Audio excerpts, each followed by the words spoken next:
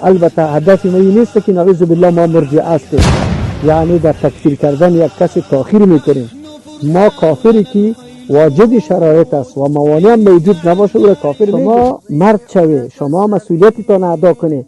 نعمت بزرگی که الله سبحانه و تعالی به یک تعداد از جوانان نصیب کرده که عقیده توحیدی الله سبحانه و تعالی را فرا گرفته، او مسئولیت خود ادا کنه و شکر همین نعمت بکشه که لا اقل به فامیلی خود، به منطقه خود، به مردم خود خدمت کنه، مردم از این موضوعات ضروری. الله و الصلاة و السلام علی رسول الله. اما بعد، به تمام برادران مؤمن و مجاهد، متدین، دلسوز، کسانی که خصوصا در راه دعوت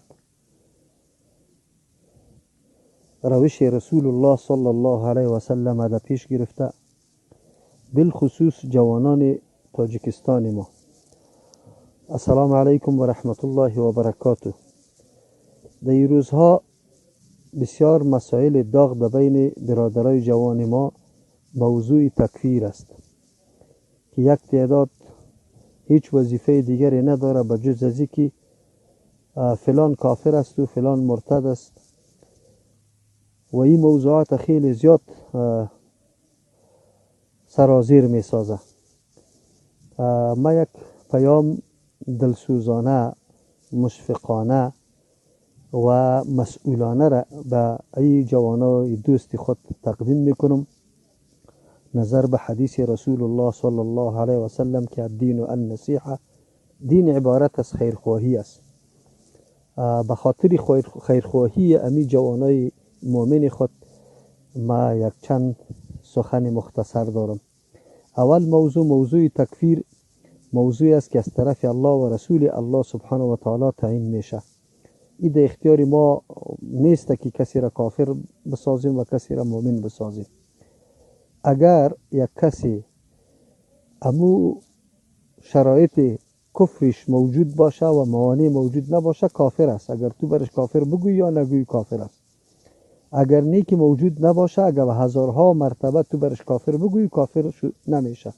یعنی ما معیار برای کافر ساختن کسی و کافر نساختن کسی نیستیم. بله، یکی از جمله ضرورات عقیده اسلامی همی است که کافر که یقینا کافر باشه او را باید کافر بگوییم.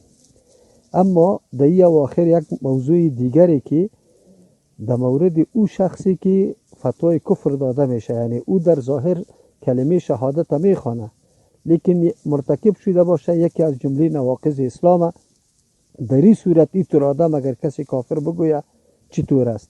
این موضوع بسیار داغ است و با تأسف که وقت خیلی بزرگ جوانای ما را هم گرفته. در این مورد اول این موضوع بسیار خطرناک است. از موضوع تکفیر خودداری کردن به خاطر ضرور است. البته منظور می نیست که کسی کافر باشه ما کافر نگوییم. منظور میست که کسی کافر شرایطش پوره نباشه، موانع دور نباشه، او را کافر گفتن در این مورد احتیاط بکار است. به خاطر که اگر کسی را ما کافر بگوییم معنایش ایست که دیگه او در خونش، مالش، آبرو و عزتش کلش هدر میده، یعنی قابل احترام نیست و همچنان دعا برش نمیتانیم. در حالی که موضوع کافر ساختن خصوصا از شخص معینه، این موضوع است که بسیار دقت کار داره، علم کار داره، معلومات کافی کار داره. موضوع نیست که هر کسی در سر چوک بخیزه و یک کسی را بگوید که کافر است یا نیست. از او خاطر دوستای گرامی، ما براتان فقط مختصر میگم که یکی از جمله شرایط کافر شدن یک کسی است که موانع تکفیر موجود نباشه.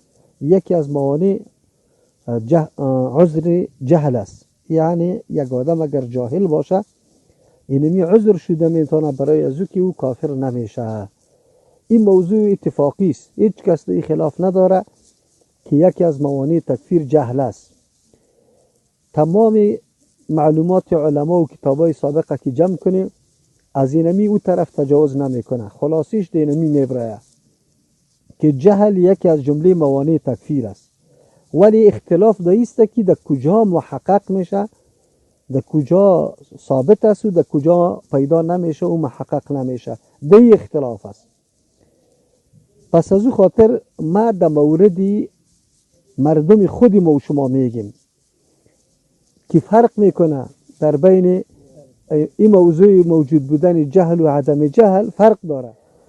وظیفه اول ما و شما دوستا و جوانای دعوتگر است که ما اول لا اقل اقارب خدا به توحید آشنا بسازیم. مردم بیچاره‌ای که سالها از این مسائل دور بوده و حتی علمایی که بوده بعضی موضوعاتی که حتی از جمله نواقض اسلام شمرده میشه این علما او را مسئله دین برشان معرفی کرده، مردم او را من حیث مسئله دین انجام میده. از او خاطر آیا اینطور مردم اما اگر مرتکب امچو گپ شوه کافر گفته میتونیم یا نه؟ از او خاطر شیخ الاسلام ابن تیمیه رحمه الله در حق او مردمی که با پیر خود استغاثه میکنه برش میگه که عمل کفر است ولی من یا این مردم کافر گفته نمیتونم. اگر من خودم این عمل انجام بدم من کافر هستم به خاطری که من علم دارم، اما این مردم علم نداره از او خاطر عملش کفر گفته میتونیم لیکن خودش کافر گفته نمیتونیم. از او خاطر مردم ملت ما و شما سالهای متمادی در جهالت غرق هستند. موضوع توحید، موضوع یکتا پرستی الله سبحانه و تعالی را به طریق تفصیل هیچ یاد نداره، حتی علما یاد نداره. از امو خاطر ترحم بالای مردم بکار است. بجای از اینکه شما بخیز یکی دیگه خود کافر بگویه و نزاع و جنجال در بینتان شروع شده کلی وقتتان ضایع میسازید در اینمی گپا، شما مرد شوی، شما مسئولیتتان ادا کنی.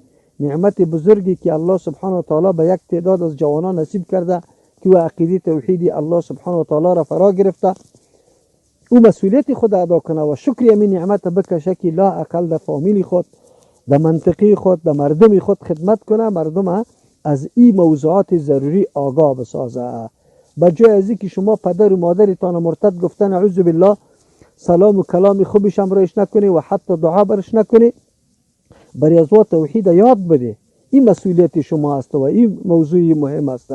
بجای از اینکه شما در صفحات اجتماعی یکی دیگه تان متهم بسازی که تو مرتد هستی و تو نیستی گفا، شما مسئولیتتان ادا کنی. در روز قیامت پیش الله سبحانه و تعالی جواب میگه که چقدر در این موضوع شما قدمی راسخ گذاشته.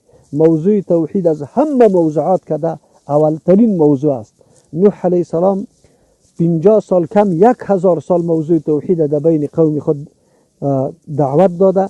از امو خاطر است کسی که اعتراض داره که اینمی مردمی که اهل سلف از غیر از توحید دیگه چیز یاد نداره، مهم موضوع امی موضوع است. از او خاطر شما جوانا را به خاطر رضای الله سبحانه و تعالی توصیه میکنم که موضوعات پشت سر بگذاری، کوشش بکنی، تلاش بکنی که در اقاربتان، در منطقهتان، در مردمتان این عقیده را برسانه.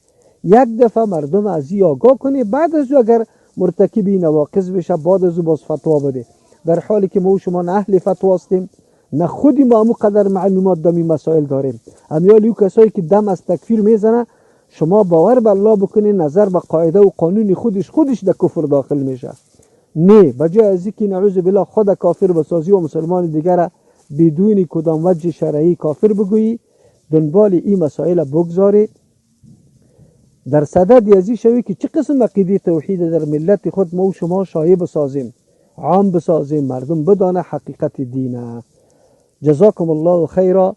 این موضوع را به خاطری که بسیار سری زبان ها شده و اکثر اوقات جوانای ما سری میزای میشه، به این خاطر ما چند کلمه را بیان کردم. البته هدف ما این نیست که نعوذ بالله ما مرجع هستیم، یعنی در تکفیر کردن یک کسی تاخیر میکنیم. ما کافری که واجد شرایط است و موانع هم موجود نباشه او را کافر میگیم، لیکن اشخاص معینه به طریق دقت آدم نمیتونه که چی بتونه محقق بتونه که بله اینمی نواقض دایی موجود شده یا نشده. از او خاطر این چند کلمه را برای شما بیان کردم. الله سبحانه و تعالی توفیق عمل به ما و به شما هم نصیب بکنه که در راه خدمت توحید الله سبحانه و تعالی ما و شما سبب شیم که مردم ما و شما از حقیقت دین آگاه شوه. جزاکم الله خیرا. الله سبحانه و تعالی در هر میدان شما را کامیاب بسازه و توفیق بیشتر دعوت یکتاپرستی الله سبحانه و تعالی را برای همه ما و شما نصیب بگردانه. و صلی الله تعالی علی خیر خلقه محمد و آله و اصحابه اجمعین.